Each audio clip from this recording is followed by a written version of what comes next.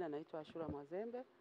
Ni mwenyekiti wa wajasiriamali lakini ni mfugaji wa nyuki na pia ni mratibu au balozi wa wafugaji nyuki na wanaochakata kwa ajili ya kuwasajili waingie kwenye database ambayo itatambulika maliasili, lakini pia na mkoa kwa ujumla utajua na wafugaji wangapi, wachakataji wangapi, wangapi wanaongeza thamani zao la nyuki. Kwa hiyo kwa kupelekea BEVAC leo kutoa vifaa, tunashukuru sana ambavyo vifaa amekabidhi katibu tawala wa mkoa. Vifaa hivi kwa mfugaji wa nyuki alikuwa nyuma sana kiwamba haendani na usasa.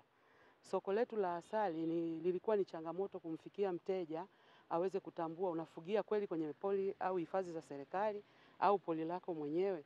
Na kweli je, asali hii ni organic ambayo ndio asali inayotoka kwa wingi sokoni na inaweza kumnyanyua mkulima wa mfugaji wa asali, mfugaji wa nyuki na mchakataji wa asali. Kwa hiyo tunashukuru sana BEVAC kwa kutoa leo vifaa hivi kwa kushirikiana na Enabel, ambao leo mfugaji ameweza kupata kamera, umeona amepata kompyuta, amepata printer, lakini hivi vitu vitaenda kumsaidia kuweka database kwamba sisi kama Tabora tuna wafugaji wangapi na je tunafuga kwenye uhalisia upi.